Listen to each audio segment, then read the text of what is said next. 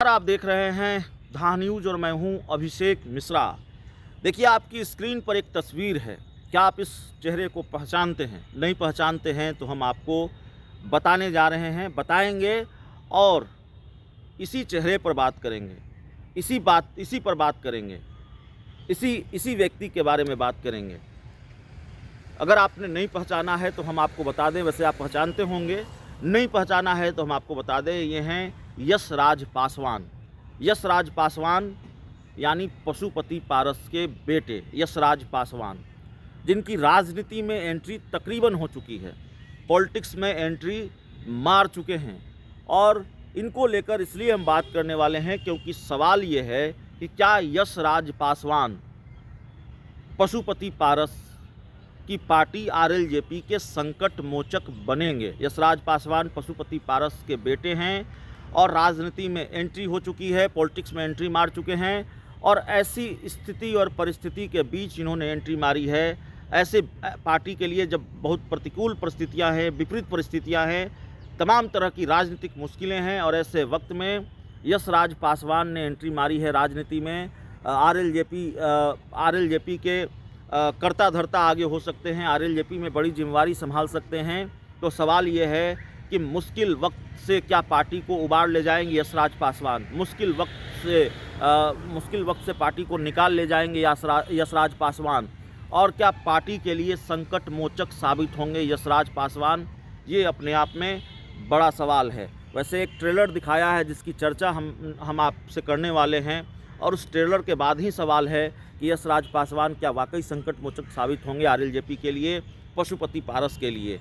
देखिए, खगड़िया में पशुपति पारस 28 नवंबर को शहरबन्नी में पशुपति पारस ने पूरी तैयारी कर ली थी, पूरी ताकत दिखाने की तैयारी थी। शक्ति प्रदर्शन पशुपति पारस करना चाहते थे। भारतीय जनता पार्टी और चिराग पासवान दोनों को बताना चाहते थे कि अभी टाइगर जिंदा है। राजनीति में ये डायलॉग बहुत चर्चित है इन दिनों। इस डायलॉग का इस्तेमाल हर राजनीतिक दल के नेता इन दिनों कर रहे हैं, इसीलिए हमने भी सोचा कि इस्तेमाल कर ले। तो पशुपति पारस चिराग और बीजेपी को बताना चाहते थे कि अभी टाइगर जिंदा हैं। उन्होंने बताया भी। शहरबन्नी में पार्टी का स्थापना दिवस समारोह जिस तरीके से उन्होंने मनाया, सफल रहा। बहुत अप्रत्याशित सफलता अगर नहीं मिली तो किसी भी तरह से इस कार्यक्रम को फ्लॉप या असफल नहीं कहा जा सकता। कार्यक्रम सफल रहा, कमोबेश शक्ति प्रदर्शन दिखाने में कामयाब रहे, शक्ति प्रदर्शन करने में कामयाब रहे पशुपति पारस।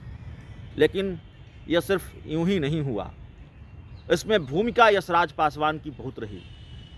यशराज पासवान, उन्होंने मोर्चा संभाला पहली बार, और कमाल की बात है कि राजनीति में एंट्री मार रहे थे, उनकी लॉन्चिंग होनी थी। लॉन्चिंग से पहले उन्होंने मोर्चा संभाला और शहरबन्नी के, खगड़िया के कई गांवों में खुद वो घूमते रहे, लोगों से मिलते रहे, लोगों से जुलते रहे। अलौली में गए, खगड़िया गए, शहरबन्नी गए, कई गांवों में लोगों से खुद मुलाकात की, लोगों से अपील की, लोगों से आग्रह किया कि स्वर्गीय रामविलास पासवान की मूर्ति का अनावरण है, रामचंद्र पासवान की मूर्ति का अनावरण है, पार्टी का इतना बड़ा कार्यक्रम है, और आइए उनको याद कीजिए, रामविलास पासवान को याद कीजिए, रामचंद्र पासवान को याद कीजिए।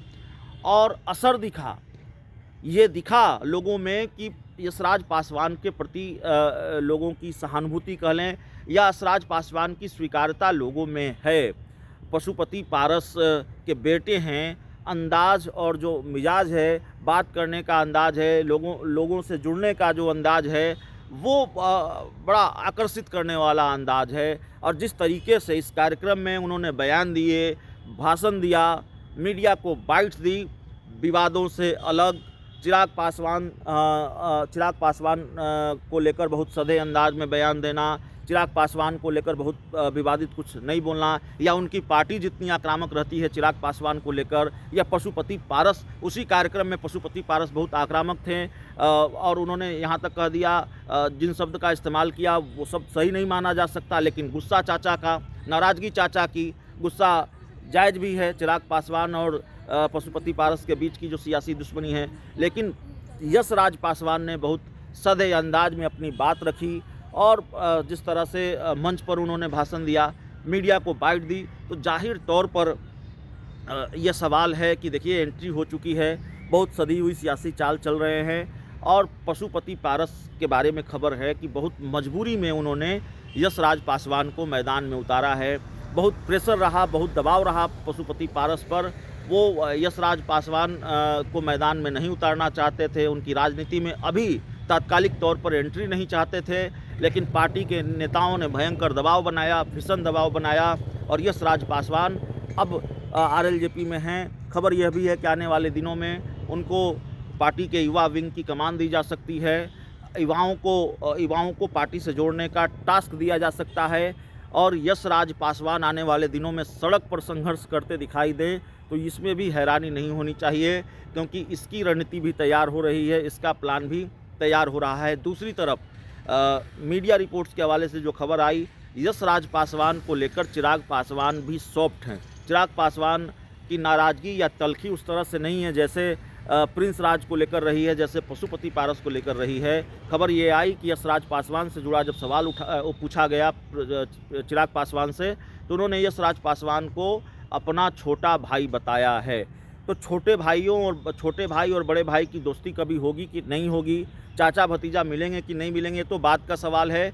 लेकिन यशराज पासवान अब आने वाले दिनों में महत्वपूर्ण भूमिका में दिखने वाले हैं और जिस तरह से खगड़िया के कार्यक्रम को सफल बनाने में उन्होंने भूमिका निभाई, जिस तरह से खगड़िया में उन्होंने ट्रेलर दिखाया कि वो संकट मोचक बन सकते हैं, पार्टी के संकट मोचक बन सकते हैं पशुपति पारस के, और खगड़िया में जो शक्ति प्रदर्शन दिखाने में कामयाब रही आरएलजेपी, यशराज पासवान का योगदान है। तो जाहिर तौर पर क्या आने वाले दिनों में वो पार्टी के संकट मोचक बनेंगे पूरी तरह से, यह भी सवाल है। बहुत बहुत धन्यवाद।